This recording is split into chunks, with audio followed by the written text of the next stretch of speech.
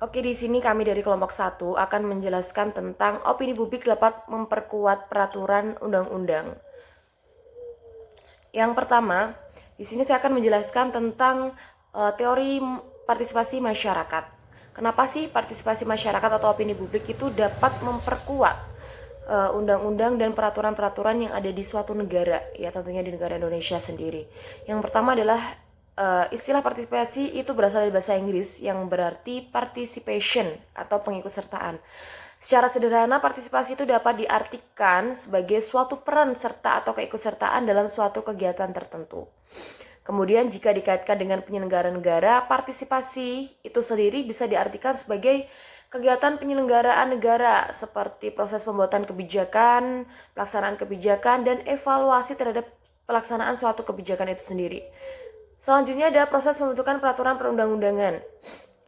Keikutsertaan masyarakat dalam menyusun peraturan perundang-undangan semua pihak itu baik dalam struktur kenegaraan maupun di luar struktur kenegaraan dari pemerintah dapat memprakarsai gagasan pembentukan perundang-undangan walaupun dibentuk bahwa inisiatif yang bersifat resmi harus datang dari Presiden, DPR, dan DPD. Emang di sini tuh partisipasi masyarakat atau opini publik itu bisa menuangkan suatu pendapatnya walaupun realnya atau finalnya nanti akan diputuskan oleh Presiden, DPR, dan DPD atau dari lembaga pemerintah itu sendiri. Terus kemudian dari asas keterbukaan menurut Undang-Undang 12 tahun 2011, kondisi di mana proses pembentukan peraturan perundang-undangan mulai dari perencanaan, penyusunan, pembahasan, pengesahan atau penetapan dan pengundangan dilakukan secara transparan dan terbuka. Jaminan partisipasi masyarakat itu sendiri dalam pembentukan peraturan undang-undangan juga dimuat dalam undang-undang yang dimaksud. Emang jadi partisipasi masyarakat itu sudah ditetapkan di dalam suatu undang-undang bahwa partisipasi masyarakat itu sendiri berguna bagi peraturan perundang-undangan. Apakah peraturan undang-undang itu akan terselenggara atau tidak, dan sudah dimuat dalam suatu undang-undang yang mana sudah tercantum pada Undang-Undang Nomor 12 Tahun 2011. Kemudian ada 4 model partisipasi. Yang pertama partisipasi murni. Kalau partisipasi murni ini lebih kepada ada suatu perwakilan di mana dia menjadi perwakilan dari semua elemen masyarakat. Seperti itu. Yang kedua ada a basic model of public participation. Kalau yang kedua ini keterlibatan dilakukan secara bebas, di mana siapapun bisa melakukan kontak, walaupun demikian lembaga perwakilan belum membuka ruang dialog yang lebih luas bagi masyarakat. Yang kedua ini lebih tinggi ya, lebih ke upgrade daripada yang pertama tadi. Jadi udah ada kontak walaupun tidak membuka ruang dialog yang lebih luas. Yang ketiga ada realism model of public participation. Jadi publik selain ikut dalam pemilihan umum juga melakukan interaksi dengan lembaga perwakilan, tetapi interaksi tersebut dilakukan secara berkelompok. Jadi melalui suatu organisasi-organisasi ataupun suatu komunitas tertentu guna untuk melakukan partisipasi atau pendapatnya yang mempengaruhi suatu peraturan dan undang-undang suatu negara. Yang keempat ada model the possible ideal for South Africa. Jadi yang keempat ini adalah gabungan dari 3 model. Yang pertama tadi ada partisipasi murni, a basic model of public participation, dan a realism model of public participation. Ini akan mencoba menjelaskan tentang teori perundang-undangan menurut pemahaman saya pribadi. Bisa disimak di dalam makalah menurut Burhard Krams. Ilmu pengetahuan perundang-undangan adalah ilmu pengetahuan tentang pembentukan peraturan negara, di mana ilmu pengetahuan ini bersifat interdisipliner. Kenapa bersifat interdisipliner? Karena dalam perumusan perundang-undangan peraturan negara ini memerlukan tinjauan dari beberapa memerlukan tinjauan dari beberapa pengetahuan. Namun dalam tanda kutip ilmu pengetahuan ini masih serumpun dan masih relevan. Artinya ilmu pengetahuan ini bersifat terpadu dan masih satu linear dengan pembahasan penyelesaian hukum. Ilmu-ilmu seperti ini, ilmu yang relevan dengan ini maksudnya adalah ilmu yang masih cocok digunakan ketika mencari penyelesaian masalah hukum. Nah, selain itu, ilmu pengetahuan perundang-undangan ini juga berhubungan dengan ilmu politik juga dengan ilmu sosiologi. Makanya di dalam opini publik kita, materi kita ini pada pembahasan mengenai teori perundang-undangan dalam kacamata opini publik, mata kuliah opini publik. Di sini secara garis besar dibagi menjadi dua. Yang pertama, teori perundang-undangan yang berorientasi pada penjelasan untuk mencari kejernihan suatu makna ataupun suatu pengertian-pengertian yang bersifat kognitif. Nah, yang kedua ini ilmu perundang-undangan yang berorientasi pada bersifat normatif atau melakukan perbuatan dalam pembentukan perundang-undangan ini dilihat dari kacamata normatif, tidak hanya kognitif saja. Nah, secara normatif ini dibagi lagi menjadi 3 tahap. Satu, dari proses pembentukan perundang-undangannya, lalu metode yang digunakan untuk memutuskan pembuatan hukumnya, yang ketiga yakni teknik perundang-undangannya. Ini tadi yang saya bahas adalah pengertian ilmu perundang-undangannya. Lalu apa bedanya ilmu perundang-undangan dengan teori perundang-undangan? Sedangkan teori perundang-undangan adalah di mana peraturan-peraturan itu sudah dibentuk menjadi satu dalam suatu norma hukum yang mengikat secara umum dan dibentuk dan ditetapkan oleh lembaga negara atau pejabat yang berwenang melalui prosedur yang telah ditetapkan sesuai peraturan perundang-undangan. Nah, yang tadi ilmu perundang-undangan itu ya hanya sebagai kajian saja. Yang teorinya ini adalah cara bagaimana memperoleh suatu peraturan hukum negara, di mana peraturan tersebut difungsikan untuk diterapkan kepada masyarakat negara. Begitu. Melanjutkan penjelasan tentang arah kebijakan prioritas penyusunan peraturan undang-undang. Mengacu pada pendapatnya Jujun Surya Sumantri, perundang-undangan sebagai ilmu harus dapat menjawab beberapa pertanyaan dari pertanyaan berikut. Yang pertama, objek apa yang ditelaah dalam perumusan perundang-undangan ini? Objeknya apa saja yang ditelaah gitu ya.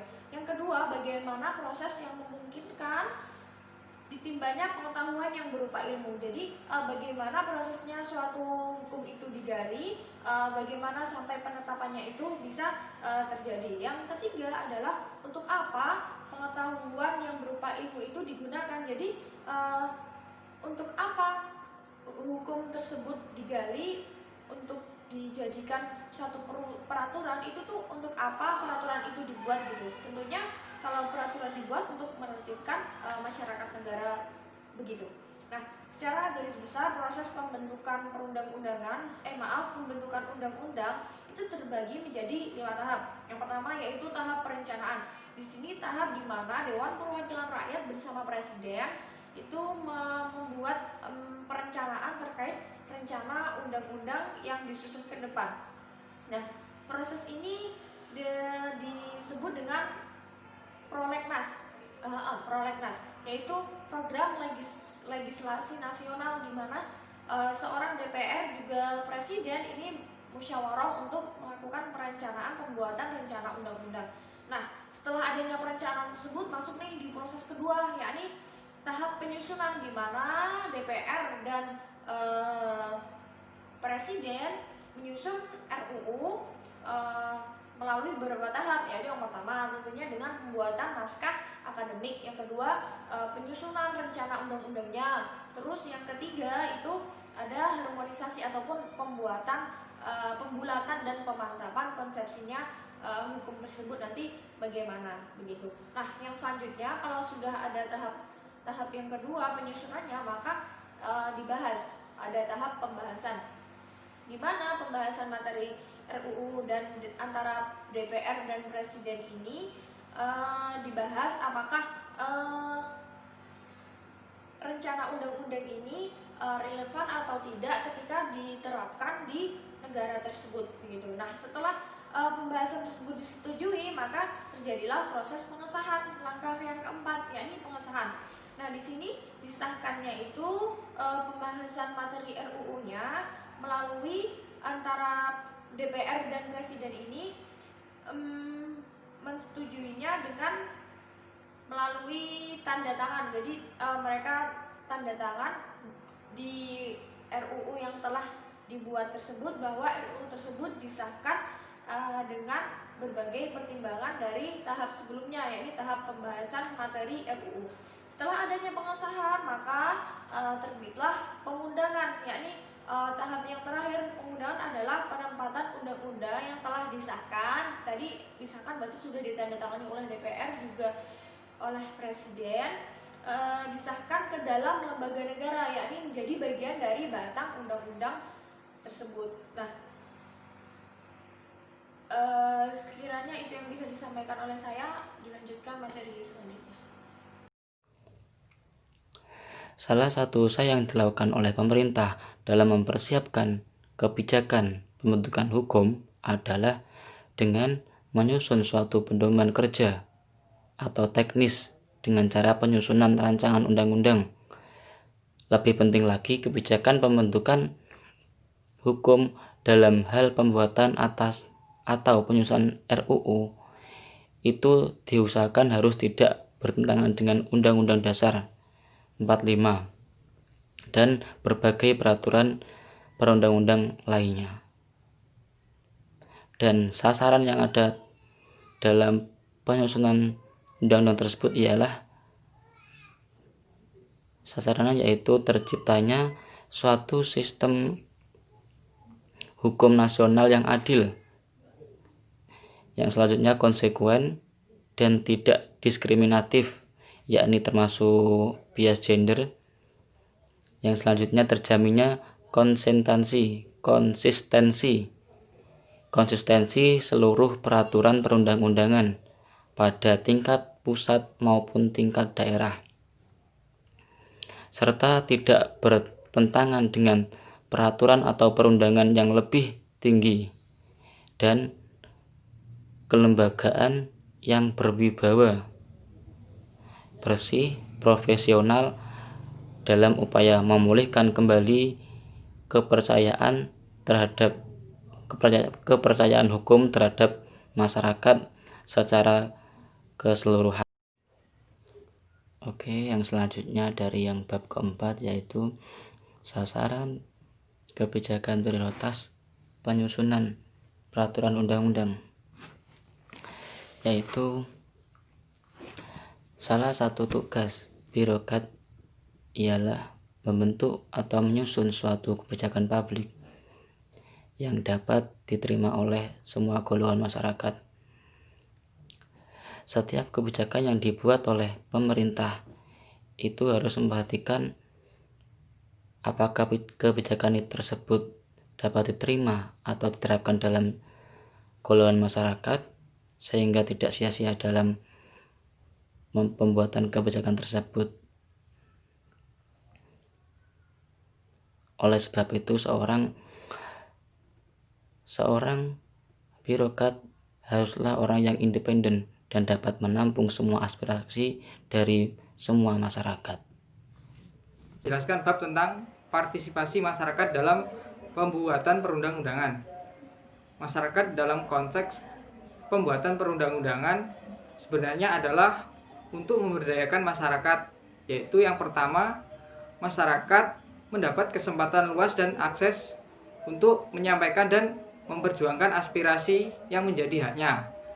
Yang kedua, selaku pemangku kepentingan mendapat kesempatan untuk meningkatkan kemampuannya dalam pengawasan publik. Contoh kegiatannya adalah advokasi terhadap kebijakan publik. Advokasi dilakukan agar lembaga atau pejabat publik tidak sewenang-wenangnya dalam menggunakan kekuasaannya. Nah, pembentukan peraturan perundang-undangan yang subjek dan objeknya berkaitan dengan masyarakat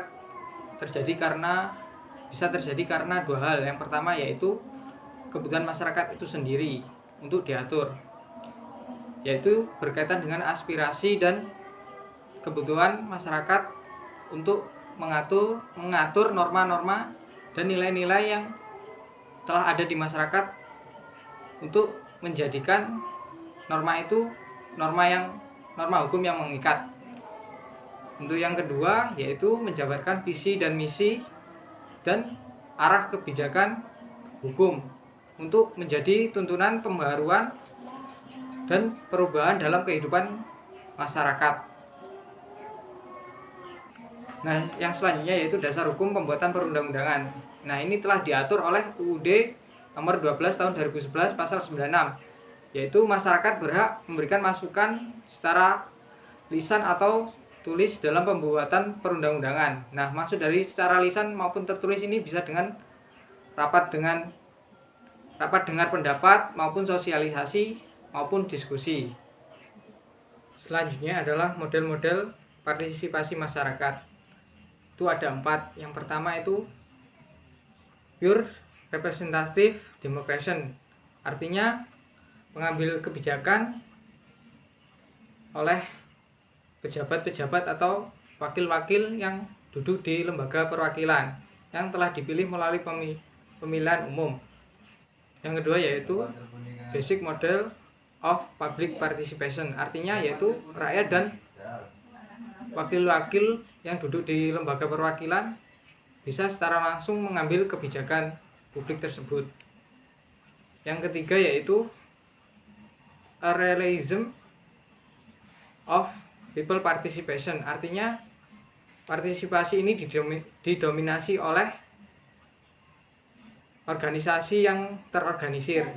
Yang terakhir yaitu the people ideal for South of Africa, yaitu partisipasi ini didominasi oleh 3 organisasi. Yang pertama yaitu organisasi yang terorganisir tetapi kuat. Yang kedua yaitu organisasi yang terorganisir tetapi lemah, dan yang terakhir yaitu organisasi yang tidak terorganisir dan lemah. Dan yang terakhir yaitu partisipasi masyarakat dalam tahap-tahap pembentukan perundang-undangan.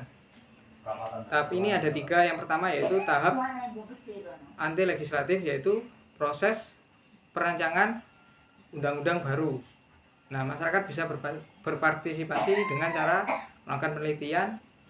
Nah, yang kedua tahap legislatif, yaitu proses pembahasan rancangan undang-undang. Nah, masyarakat bisa berpartisipasi dengan melakukan penelitian maupun usulan melalui media cetak maupun tulis. Nah, yang terakhir yaitu tahapan post legislatif, yaitu rancangan UU telah disahkan sehingga masyarakat bisa berpartisipasi dengan melakukan sosialisasi UU tersebut, maupun bila kurang puas dengan undang-undang tersebut, masyarakat bisa unjuk rasa dan lain-lain. Pengawasan masyarakat dalam pelaksanaan undang-undang.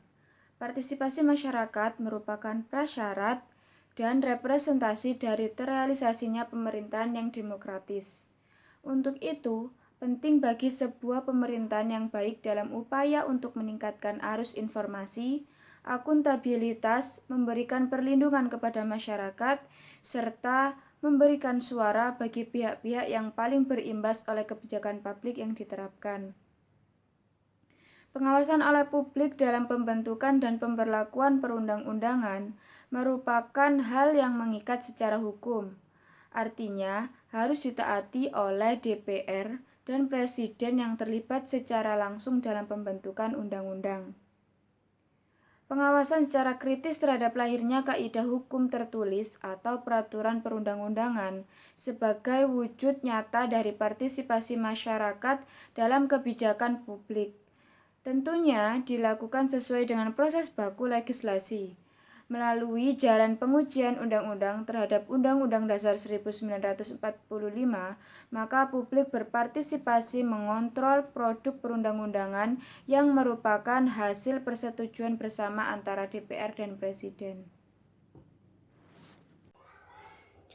Selanjutnya, opini publik dalam masyarakat. Para sarjana di Eropa Barat menjelaskan ada 2 karakteristik utama dari opini publik. Yang pertama, opini publik itu tidak bertanggung jawab kepada masyarakat. Yang kedua, opini publik meskipun berdasarkan suatu diskusi sosial akan tetapi tetap tidak berdasar pada pemikiran yang cukup. Opini publik sendiri terbentuk dari sikap, dan sikap adalah perasaan atau suasana hati seseorang mengenai orang, organisasi, persoalan, atau objek. Secara singkat, sikap adalah suatu cara untuk melihat situasi. Sikap yang diungkapkan adalah opini, dan sikap tersebut dipengaruhi oleh latar belakang seseorang, baik itu dalam bentuk agama, kebudayaan, dan suku. Sikap perilaku tidak dapat untuk dipisahkan. Opini adalah jawaban yang terbuka, baik dalam bentuk lisan ataupun tertulis. Sebagai contoh, sikap masyarakat internasional dalam menyikapi konflik di Palestina. Bagi orang Muslim, tindakan menduduki Palestina adalah suatu tindakan ilegal, dan Israel harus segera meninggalkan Palestina karena tanah Palestina adalah milik umat Islam. Dan sebaliknya, bagi orang-orang Israel, Palestina adalah tanah mereka yang dijanjikan Tuhan untuk bangsa Israel. Dari kasus tersebut terlihat perbedaan sikap antara umat Islam dan Yahudi dalam menyikapi konflik di Palestina. Dari sinilah opini di masing-masing bangsa, masing-masing daerah berbeda, sehingga menghasilkan perbedaan pendapat antara kedua belah pihak. Dari contoh tersebut jelas bahwa opini publik terbentuk karena pengaruh agama yang dianut dan telah menjadi opini umum. Selanjutnya adalah relasi opini publik dengan undang-undang atau peraturan. Nah, sebelumnya opini publik adalah merupakan suatu pendapat dari suatu kelompok atau publik tertentu mengenai suatu isu atau kondisi tertentu. Nah, menurut Bert dalam salah satu bukunya yang dikutip Abdurrahman mengatakan bahwa opini publik adalah merupakan salah satu social judgment atau penilaian sosial kepada isu-isu penting dengan atas kesadaran dan rasional. Lalu salah satu peranan opini publik adalah melihat sejauh mana seseorang atau kelompok tersebut mengetahui masalah yang sedang terjadi saat itu. Lalu salah satu pendapat dari Emory S. Bogardus dalam Umi Abdurrahman pada tahun 1993, yaitu yang pertama adalah opini publik dapat memperkuat undang-undang dan peraturan, sebab tanpa dukungan positif dari opini publik, undang-undang dan peraturan tidak berjalan semestinya. Lalu opini publik merupakan salah satu pendukung moral dalam masyarakat. Yang ketiga, opini publik merupakan suatu pendukung eksistensi sebuah lembaga. Nah, dari sini dapat disimpulkan bahwa sangat pentingnya opini publik untuk menyuarakan pendapat dan harapan masyarakat untuk memperkuat satu undang-undang tertentu.